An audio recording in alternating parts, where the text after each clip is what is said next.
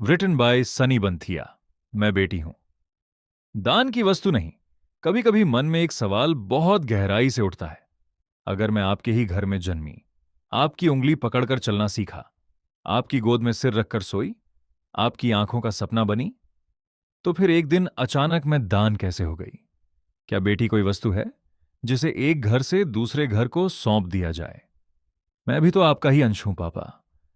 मेरी रगों में भी वही खून दौड़ता है जिस पर आप अपने बेटे को देखकर गर्व करते हैं। फिर क्यों कहा जाता है कि वंश सिर्फ बेटे से आगे बढ़ता है? क्या बेटी अपने पिता का नाम अपने संस्कारों में नहीं रखती? क्या मां की ममता, पिता की सीख, घर की परवरिश और परिवार की पहचान उसके भीतर जिंदगी भर नहीं रहती? बेटी विवाह के बाद घर बदल सकती है, मगर उसका दिल नहीं बदलता।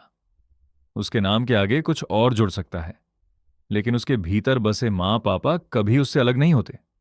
जब माता पिता बूढ़े होते हैं, तो क्या बेटी का हाथ बेटे के हाथ से कम मजबूत होता है?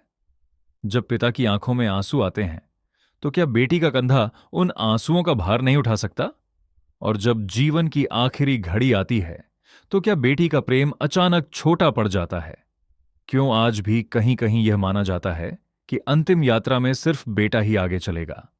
क्या एक बेटी जिसने जिंदगी भर अपने पिता को भगवान जैसा माना, उनकी अंतिम यात्रा में उनका हाथ भी नहीं थाम सकती? मैं किसी परंपरा का अपमान नहीं करना चाहती, बस एक सवाल पूछना चाहती हूं।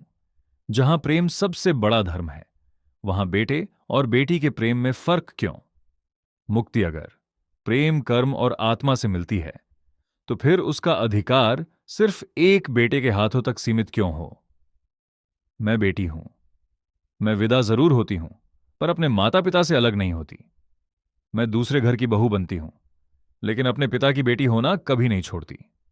मैं आपके आंगन से चली जाती हूं, पर आपके संस्कार अपने साथ लेकर जाती हूं। मैं आपकी याद हूं, आपकी परवरिश हूं, आपकी दुआ हूं, आपके जीवन का चलता फिरता हिस्सा हूं। इसलिए मुझे केवल कन्या मत समझिए।